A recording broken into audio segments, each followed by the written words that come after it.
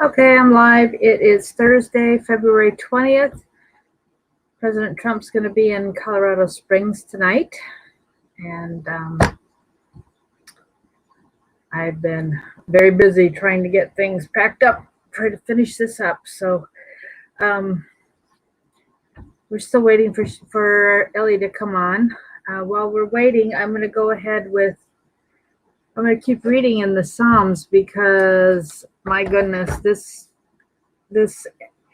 Psalms is divided up into several books, and these chapters from 28 to 41 are pretty incredible when you think about who Larry is and what he has done. And so I wrote down, where's my list? I wrote down what I was going to read today. Oh, here it is. I was going to read Psalm 35. I'm going to start with 36, 1 to 4. An oracle is within my heart concerning the sinfulness of the wicked. There's no fear of God before their eyes. In his own eyes, he flatters himself too much to detect or hate his sin. He flatters himself too much to detect or hate his sin. The words of his mouth are wicked and deceitful. He has ceased to be wise and to do good. Even on his bed he plots evil. He commits himself to a sinful course and does not reject what is wrong. You know, when it's amazing that Peter Strzok and Lisa Page's text messages are available in text, because was it Peter Strzok's wife, or was it Rod Rosenstein's wife, was working at the Securities and Exchange Commission, Melissa Hodgman. Anyhow, they could do bedroom diplomacy, and there's no record of their conversation because there's no recording happening in their bedroom. And Elly's with us. Hi, Elly. Hi, you're all pink and pretty. There you are. Anyhow, it just, you know, when it says that in Psalm 36:4, even on his bed he plots evil. Oh my goodness, the people that are sleeping together in Washington and the things that they can do to conspire behind closed doors where nobody's watching is pretty incredible. And then Psalm 37:7, evil men will be cut off, but those who hope in the Lord will inherit the land. No, that was not the verse I wanted to ask you about. I had a question on Psalm 37, verse 6. It says, refrain from anger and turn from wrath. Do not fret. It only leads to evil. You know, if we're not supposed to fret, and Psalm 37 talks a lot about what's going to happen to the wicked. Don't worry about them. Don't fret, don't fret, don't fret. But it does not, fretting doesn't mean do nothing. Put on the full armor of God. And why do we need armor if we're not to fight? Exactly, Elly. Thank you. You know, Psalm 37 starts, don't fret because of evil men, but that doesn't mean we don't fight. I'm so glad to see you guys here consistently, because I'm going to just keep hammering this, because it's up to us. Like Larry said, it's the boomer generation that is responsible for maintaining the freedom of this country. And Mary Ellen? Yeah. You know what? Remember when they marched around who was it? That marched until the walls come tumbling down. Jericho. It needs all of us to make that Democrat wall come tumbling down. It's going to take every single one of us and marching with the full armor of God.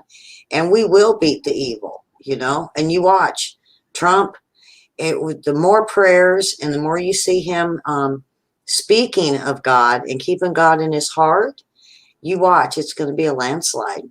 I'm positive. I saw shoot, what was I watching just half an hour ago?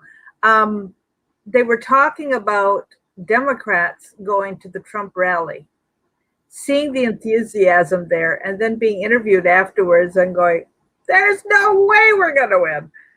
Mary Ellen? Yes, ma'am. It was, let's see, in Idaho, oh boy, Iowa, and then he went over to Jersey, and then now he's in Arizona. Every one of them, let's see, New Jersey, I think, was 25% of Democrats showed up. It was 19 in Iowa, and they said about 20% last night. And it's running in between 10 and 12% independents showing up at all the rallies.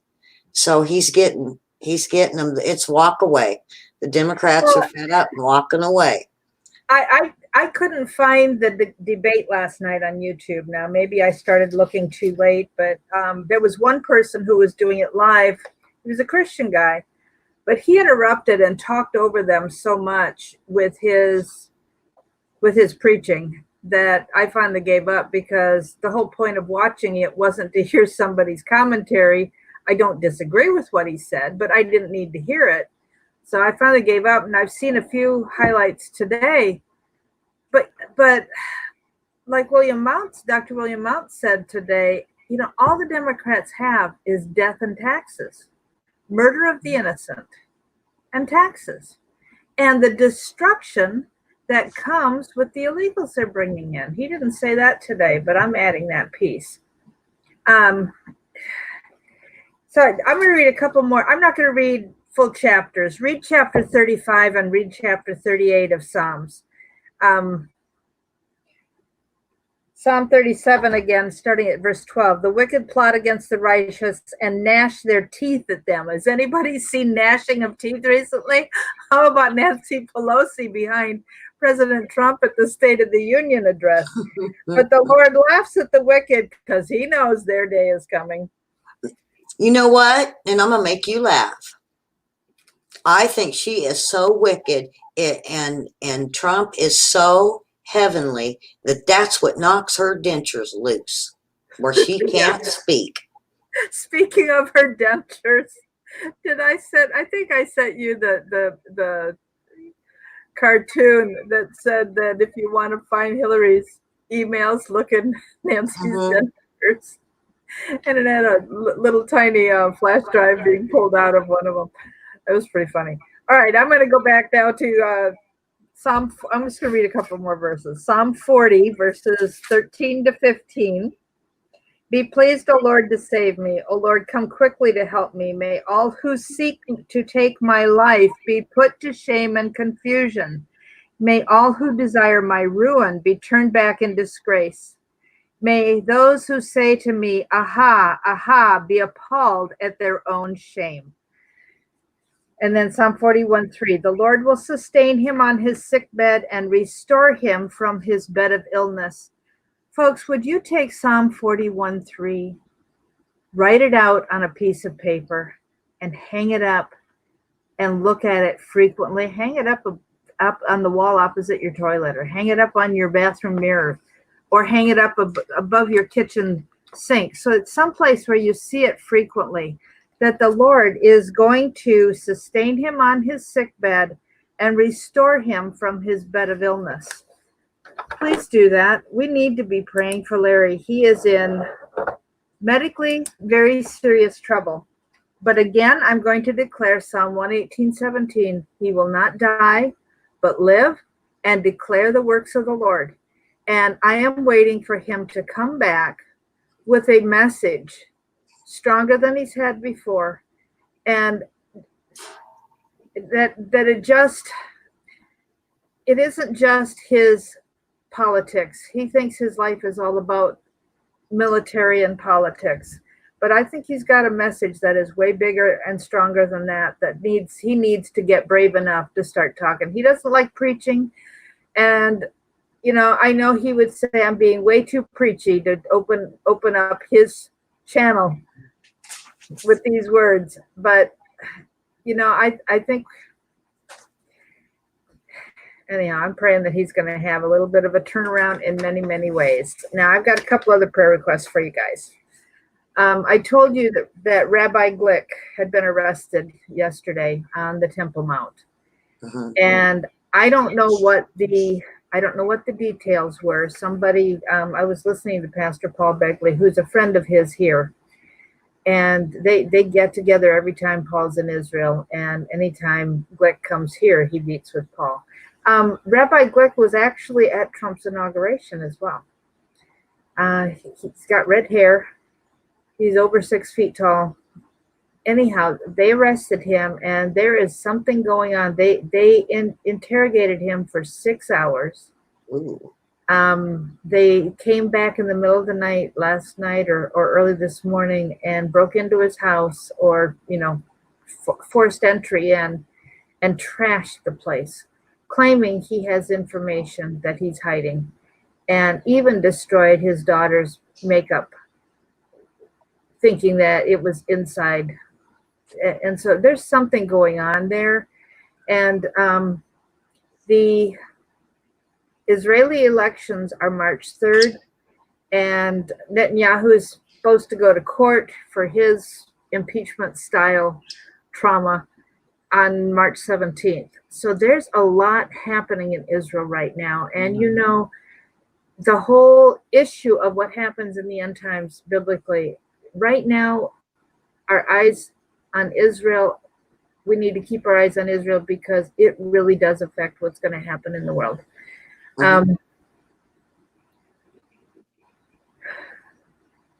That's funny. Okay, Gloria says she's a lifelong career dental assistant. You can have the tightest fitting dentures, even using Fixodent, but they will come loose if you clamp down on one side too hard or over tighten your facial muscles. So do you think she was a little stressed? Oh my goodness. So pray for Rabbi Glick, Glick. And then another thing that Paul Begley said today was the rainbow serpent was discovered in the forest or in the woods in Florida, and they thought it had gone extinct 50 years ago. They haven't seen it. And it was the snake that the Mayans and the Aztecs and the Incas worshipped. So what kind of symbolism is that this thing shows up in 2020? That's just something to ponder. The other thing is, they worshipped it and so on. My brain just disappeared. I meant to ask you offline, but I didn't. So I'll just ask right now, Elly. Do you have confirmation of Bill Clinton and Hillary going to Haiti while he was still governor and meeting with a witch doctor there, and that giving him, saying that gave him the strength to run for the presidency? I heard somebody this morning claim that. Okay, I heard. I don't know if he was governor. I heard they had their wedding, okay, in a voodoo wedding in Louisiana, and then they went on their honeymoon to Haiti, and it was like they had a voodoo blessing that by this real top head voodoo priest to bless them in their I want to word this right.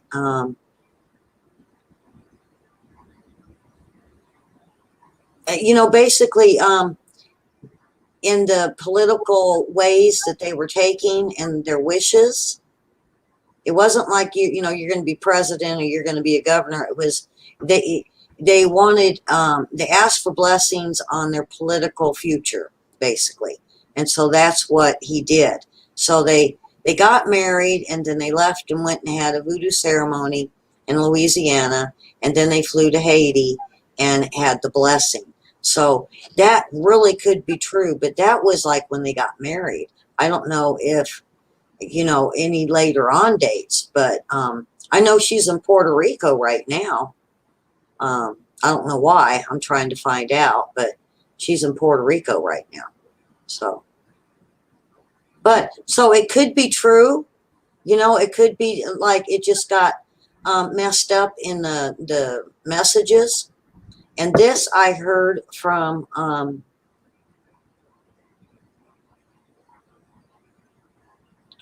it was David Koresh's uncle that told me this.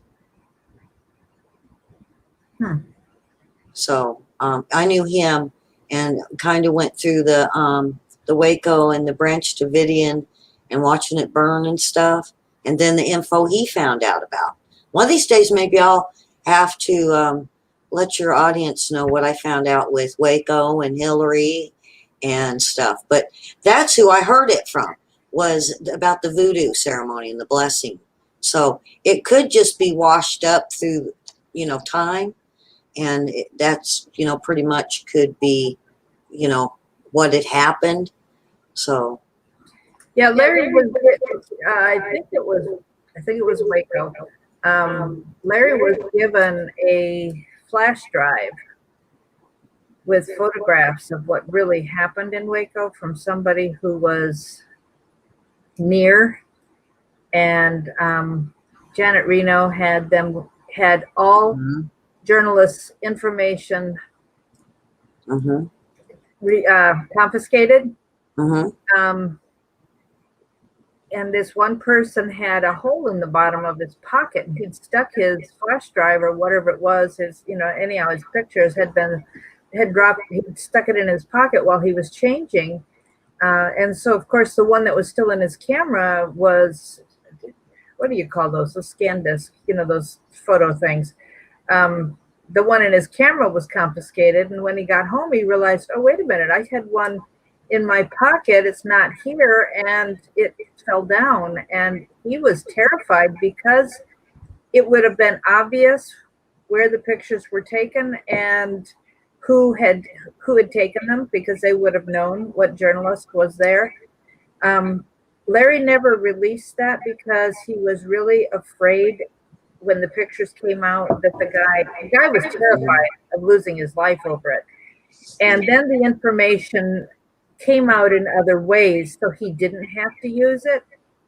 But, that's just another one of those examples where following Larry really does give you the inside scoop. And when Larry knows something, he doesn't go around. He will only tell you what his resource is or say it's his own opinion. Sorry, I got paint on my glasses. It's hard to see. He'll tell you where his source is, or he will tell you it's his opinion. And when he tells you it's his opinion, he says that, oh, this is my opinion, folks. This is only my opinion. He is very emphatic that he's giving you an opinion only. If he states something as fact, he's got the proof that will stand up in the court of law. And that's why when I discovered him, I knew about him back with Clinton Chronicles, and I knew he had come to DC sometime in the 90s on a speaker's tour, and I wasn't allowed, I will say it this way, I was not allowed to go. Partly I was afraid to go by myself because I had nobody to go with me.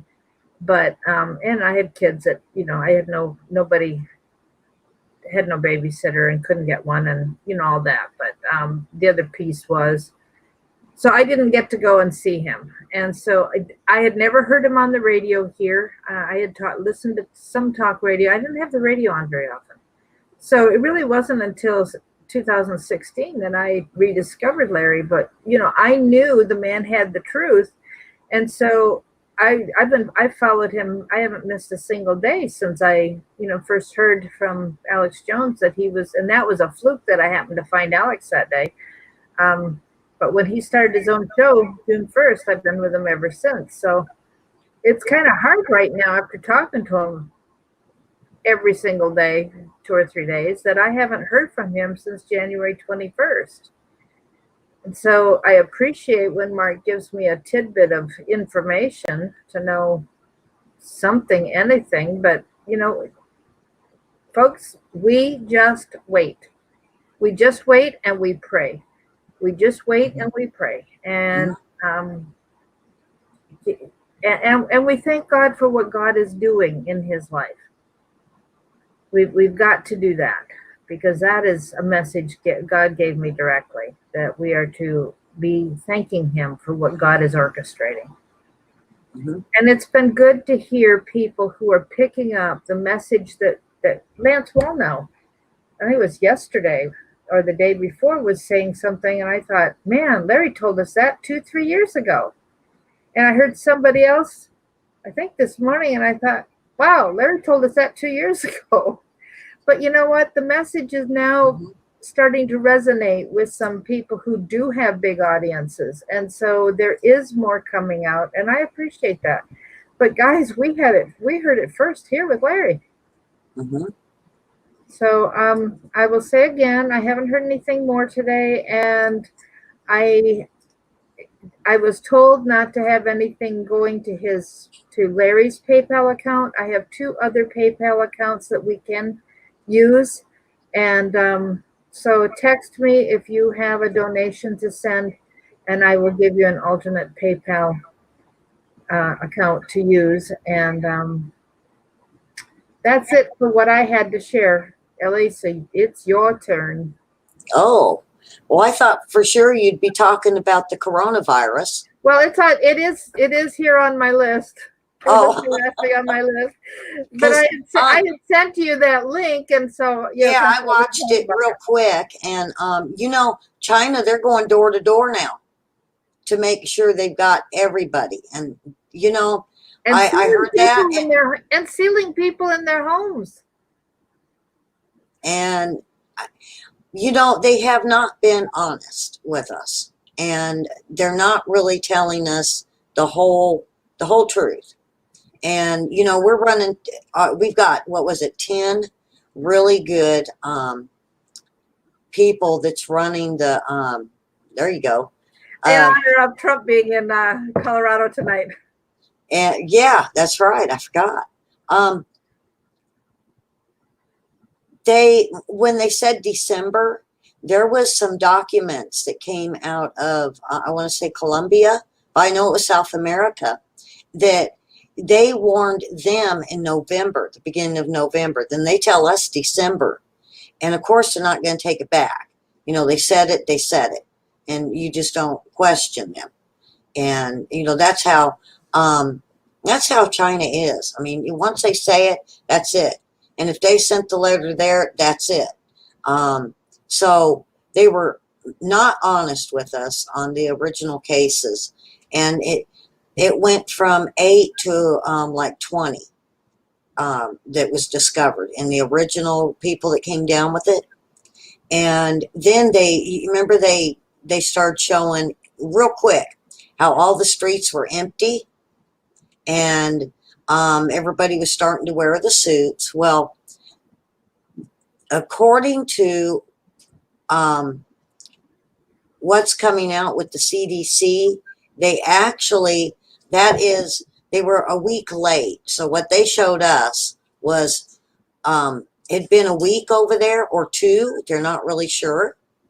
So they evacuate, or they put everybody under, basically to stay in their houses about 2 weeks prior. So, and then they were giving us, really low numbers. So to me, if they lied about when it started, they lied about how many people, they lied to us when they decided to do a lockdown. And I know they're lying about the numbers. I bet you it's double. And I bet you there's something more to it than they're telling us. And I know they said that the Zika vaccine is got some of the component in it, and that's what they're using for the it's the COVID-19 vaccine that they're hoping to have available to everybody for the vaccines, and I'm thinking June.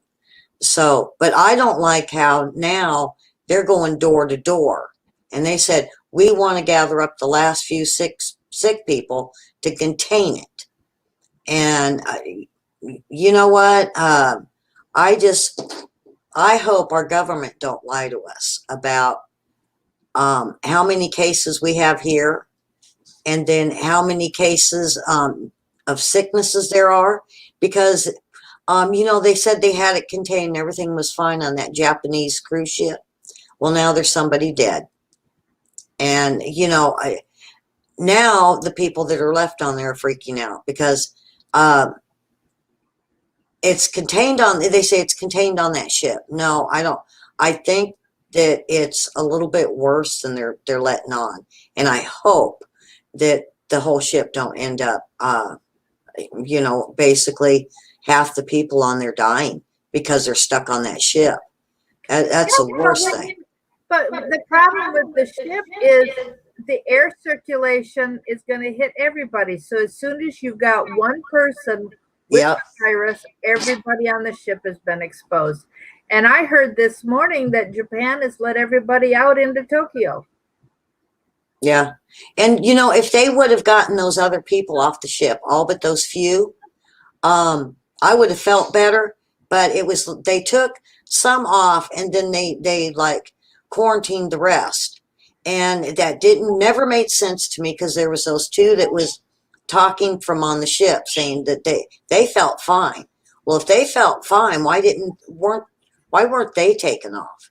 It is so sneaky of what's going on. And, I don't really trust Japan either myself, because, the Asians, they're wonderful people. I have a niece that's Asian, and she even says you have to really watch because some of the government is corrupt. And, she didn't really go any further than that. But then she said, but then again, all governments are corrupt. I was like, well, yeah. But I have a feeling that there's something more to it. That video I sent you, I thought was really scary. Diane from our, she's in the chat occasionally.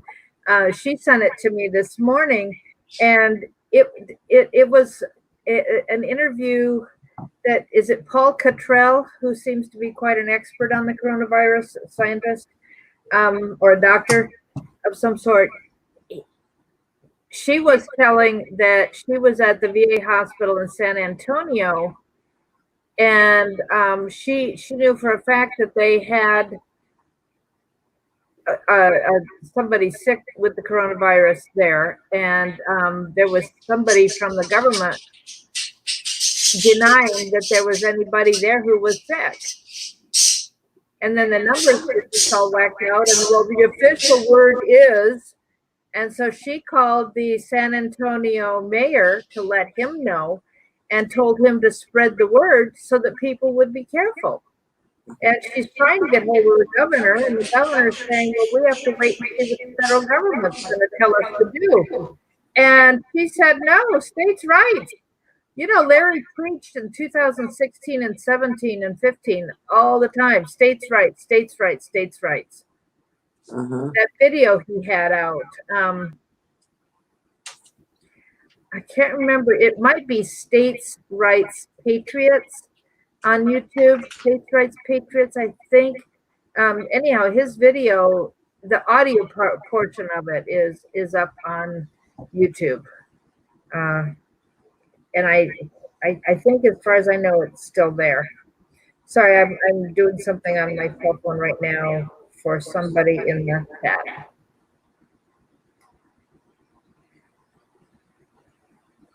Somebody said there was 400 and something dead. Maybe. James, maybe? Yeah. James, yeah.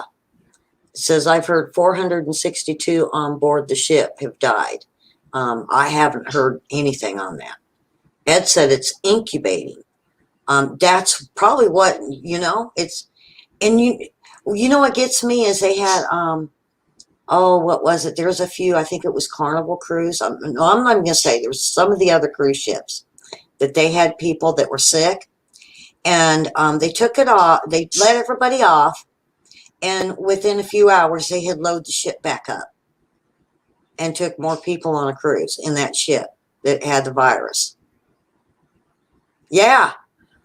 I think it was the one that it docked in New Jersey. And I was like, how could they do that? I mean, think about that. Who in their right mind would get on that ship a couple hours after they got off sick people with this virus? And they said if you cancel, I think it happened down in Mexico too. And if you cancel, you lose your money.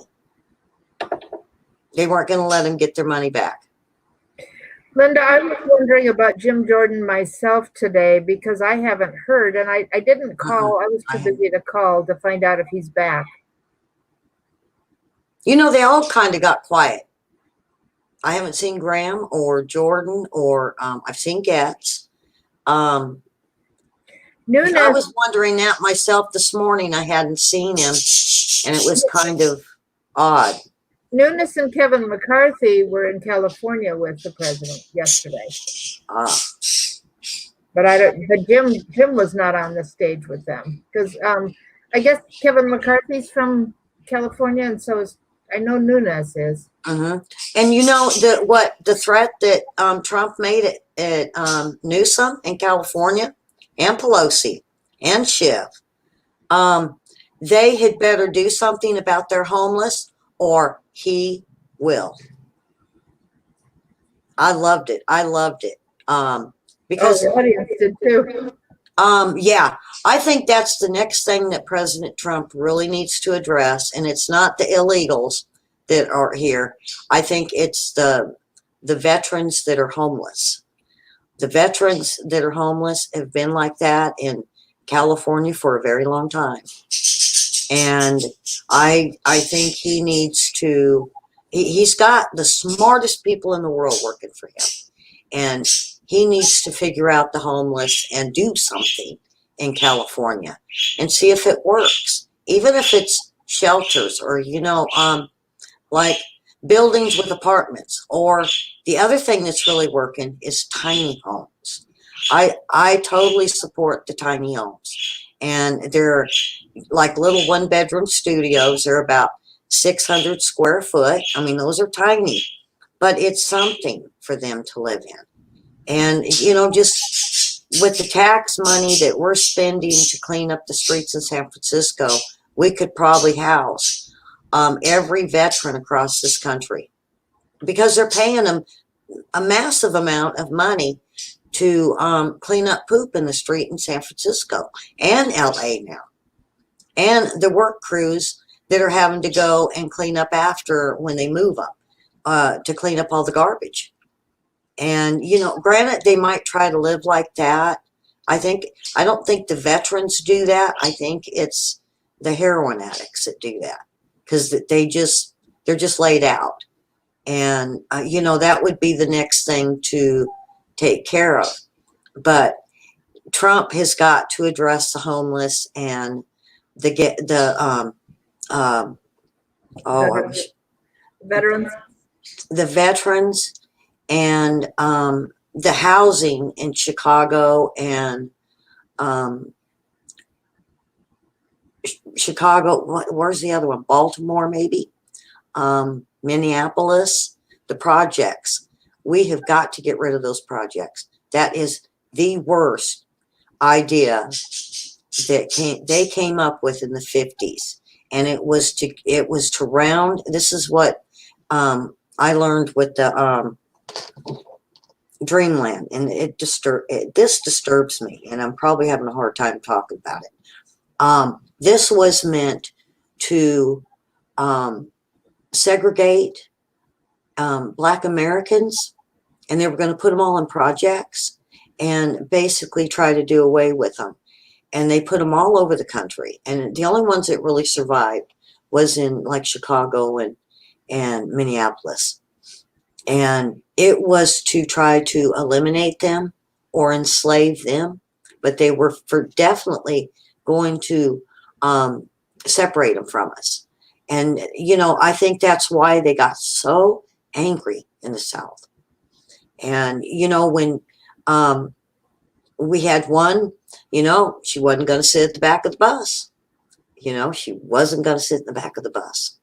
And that's how angry they were. They finally got fed up of being segregated and said, enough's enough. And thank goodness the Republicans moved into the South, because when you look at history, everybody was Democrats down here. And they're the ones that had the slaves too. I mean, there was Republicans, but they totally ruled the South. They ruled the police department, the judges, just like they're doing now. The police department, the judges, the senators, the congressmen, they were all, and boy, I'm giving you guys a little dose of history here. And if it wasn't for Robert Kennedy and Martin Luther King, it never would have sparked the change in what was going on down here. And everybody said it was the KKK. Yes, Senator Byrd was doing the KKK down here, but it was mostly Democrat politicians that kept it going and kept it under lock and key. And so finally, if it wasn't for Robert Kennedy, Martin Luther King, and the march of Martin Luther King, it wouldn't have spawned the Republicans to stand up. And one of the last times he had a church and it caught on fire, that's when him and Robert Kennedy decided to switch parties. And they were going to go on the next term as Republicans. Now, Martin Luther King's family did turn Republican after that. But they were going to go against putting these projects up because they knew what they were fixing to do. They were going to imprison them in these, like a FEMA camp. And it was the start of wanting to segregate them, keep them in their own area. I mean, listen to Bloomberg, what he was saying about them. That's the way they all feel. And it hasn't changed. And when you talk to these racist people like Bloomberg and Biden and a few others, you start hearing it. You really start hearing it. And Hillary hates them. And she was ready to segregate them here. And Barr schools segregated for the longest time. And that's what really blew me away is when we moved here in 81, they had segregated schools. And I said, they have what? Because I was from California. I went to school with and made friends with the most beautiful Black Americans. And they was like, yeah, they're segregated here. I was like, I thought they did away with that in the 60s and 70s. No, it was still happening under Clinton rule here until the people finally put their foot down. So anyway, my light went out. So I'll, give it back to you, and you can go on with all this. I really took everybody off in left field just now, but it's history of the state. It's wonderful to us. But the Democrats want to keep covered up because, they want Robert F. Kennedy and JFK to be theirs. And it wasn't about that. They were there for everybody. But they did switch parties. And it was something that was known here. But of course, we still have the Log Cabin Democrat paper. We still got Democrat rule down here with the media. And they're not going to let any of this history out. And that's one of my big things I want to go to the colleges and talk about is this. Because we have to tell the kids. We got to teach the kids proper history. And I love learning about it. And this is what we need to do. And, arrest and Larry Nichols, when he stood up against the Clintons, when he stood up against the Clintons, and so did a few others down here. It was that was the change, the other change. I mean, he may have made history, Mary Ellen, because he put a stop to what the Clintons were doing and exposed what they were doing. And that was the change for Arkansas and even Mississippi and Tennessee, the change, because they were seeing what Al Gore did, and he's from Tennessee. And it started the change of the political parties that they were seeing what the Democrats were doing, and how corrupt they were and how they corrupted us. And it started to change for the Republicans down here in the South. And it's slowly moving over. And a lot of the South now have realized that the Democrats ruined their history and they kept us poor and high taxes, you know, and they talk about those dumb, poor hillbillies. Well, we were dumb, poor hillbillies. We weren't dumb. We were pretty damn smart because we got out of this. But you know what? It was the Democrats that did this to us. You look in history from 1920s on, the Democrats ruled here, and they had high taxes and they didn't want to pay. And, you know, during the Depression, they wouldn't even let the Red Cross come into Arkansas. They had to fend for themselves. They had to learn to be farmers. They're horrible people. And it's sad. And, you know, Larry Nichols changed. He made the change for political. And so as we go forward, you know, we're going forward for Larry's fight. That's why I keep telling you, Mary Ellen, now's the time for him and us to go forward and bring this forward. And we're going to fight the Democrats, the rest of the world. We're, you know, no more silencing the South and Arkansas for what they did. And now all of us can get together and beat them on a global range and helping Trump. You know, Colorado doesn't have a lot of electoral votes, but they were red, and they have just, you know, in recent years turned blue. And look what they've brought in, the legalization of marijuana, which has increased the number of accidents everywhere. And they voted no on stopping the late-term abortions. I mean, what their state legislature is doing is horrendous. It's just horrendous. John says that the Red Cross is controlled by the Rothschilds. I don't know. I don't know. Think so.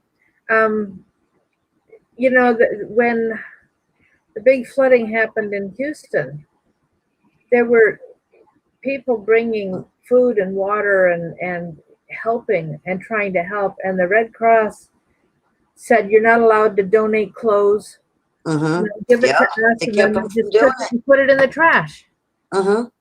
Look at all those mobile homes at Arkansas.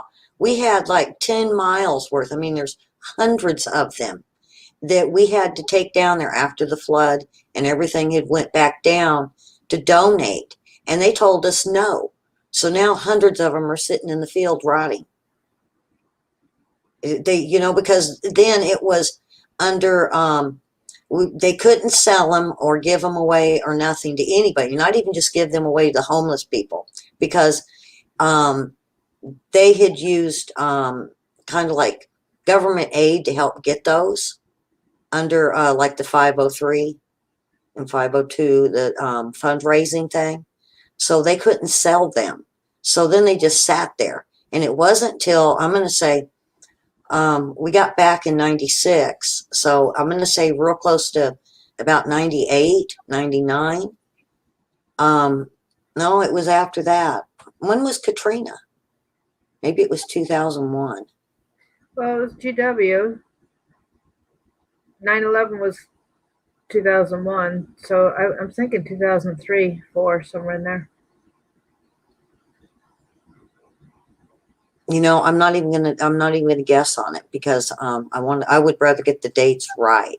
But I remembered we'd been here a while, and I didn't think it was that late into it. But they did get permission to sell some, but by the time they went and looked at them, you know, they'd been sitting in a field for so long that some of them were just molded and mildew, and you know, because we got high humidity here. And all the rain, a lot of them were just ruined, or the sun got to it so bad they were just worthless. And so, you know, it was sad. We could have had so many people in houses if they just would have let people help. 2005. Okay, maybe it was. You know, I just before I did. Maybe it was 2009 that It did. They got the permission because it was quite a few years later. I remember it was years and years to where they were just worthless. And so they only gave away a few. They only sold a few, but the rest went to waste. And that was our tax money, if you think about it. So, but the Red Cross, no, they wouldn't even let them in. Nobody could give, and they weren't letting anybody in to help. And, we were lined up to help. We had school buses that were going to go down and help. Nope, nope. So we had housing, we had truckloads of help from churches. And then we had the school buses going to help move them to Houston. And nope, nope, nope. They would not let them in for the help. And that was sad. That was really sad. And, what got me is seeing the people that were just stuck on bridges and stuff and just sitting there just asking for help. And they were there for days, it just saddens me what they do. My sister Beth was going to do the Red Cross, and she got kind of into it. She was in for about a year, and she said, you know what? When you learn what it's all about, you just don't want to be a part of it anymore. It's sad. It's just real sad. Yeah, it's crazy that, the Red Cross gets so much money from the government and then abuses it. And then, like Planned Parenthood takes those donations, takes the government money and then uses it to support the Democrats. Everything's so mixed up and backwards. It's just horrifying. Oh, it's no wonder people keep their head buried in the sand and don't want to know. Yeah, FEMA. Oh my goodness, I did a thing on the FEMA camps that are all over the place, and they used to have videos on inside the FEMA camps. And what scared me was all the coffins, and the coffins are provable. And Obama ordered those, and I mean thousands of them. And you got to wonder, what the heck did he have planned?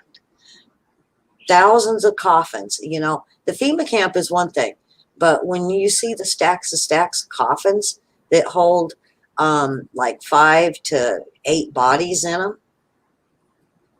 and I have dug and I have looked to see what the heck he was going to do with them, and there's just nothing there. Because it bugs me and my family real bad. And, I have a lot of police officers in the family, and, we've all kind of looked at it and said, they had something planned. They really did have something planned.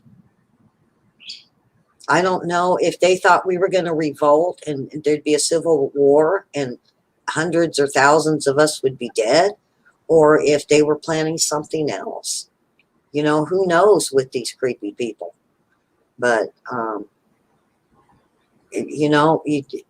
that's why we have to make sure Trump gets in, and we got to make sure we get the next one in too.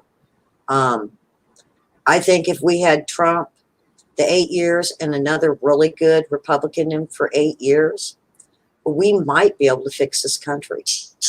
And to where with Senate and the House and being Republicans, I think we could change this country around to where even if they did get in after the 2 terms or the 2 presidents making it full term, it would take them a long time to fix it again. I mean, look how long they've been trying to take over. And if we put it back to the way it should be, it would take them a very long time to write in stuff.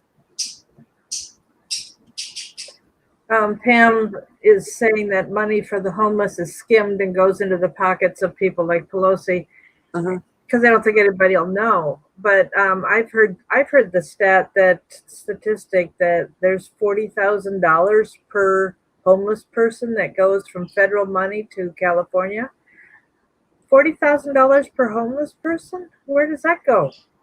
Yeah. And I mean, then you look at what, all the luxuries they've got. And it's like, okay, you guys are getting richer and you get all this money for the homeless, and the homeless are still homeless, and it's like tripled, and you're still getting more stuff. You know, look at Bernie Sanders. He's got what, 4 or 5 houses? And Oh, Pelosi's got. did you hear him justify that last night?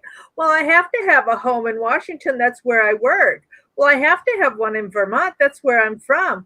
I have it, and most people in Vermont have a vacation home. So what's the big deal about my having 3 homes? Well, I'm from California. It'd be nice. Well, I could, I always got somewhere to stay. I can't say, I can't go out there and not have nowhere, but I would like to have a home in California, but oh my God, I couldn't afford it. Unless it was paid for. Even if I won millions in the lottery, I wouldn't buy a house in California. That'd be the last place I'd go. But yeah, he's got all them houses. Pelosi's probably got a few. And even Trump, he's got his. Hillary's got all hers. And it's like, okay, it's one thing if you make the money and you make millions and billions off, honestly, in business and capitalism. But it's another thing to make it off being crooked. And a lot of these politicians that are on both sides, the ones that are crooked and taking from our taxes. I mean, if we cut out like over half the government programs we don't need, we wouldn't have but very small taxes. I mean, didn't we discuss it about a screwdriver for like $10, for the government charges, and it's like $10-15 for a bolt and $400 toilets. Yeah. And it's some of that is regular toilets for like $100 or $200 because they're surplus. And I got a friend that used to do that, and they would buy, he would work out the contracts on some of it. And I don't know if he still does it or retired, but it was a very long time ago. And he could not believe the cost that we were wasting on the government for stuff they were buying that was overpriced just because it was surplus or military. So, if we cut out these programs, oh man, our taxes would be so low, but in the Clinton years, they created jobs that were so their numbers would come down. A way to get your employment numbers down, to show your unemployment isn't that high, is to you create a government program, and you create like let's say 50,000 temporary jobs, and they'll go to places like our wildlife refugees, BLM, Bureau of Land Management. You hire more rangers and more of them people. And what it does is it changes that unemployment rate.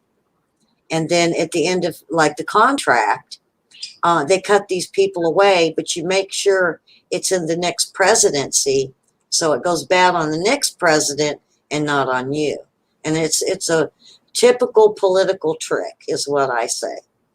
And they do that a lot, and they do it to each other. I mean, even Democrats will do it to a Democrat, or if they know that a Republican's going to come in, then they'll do it right before they get out of office, and that way it'll mess up the next president for like the first and second year.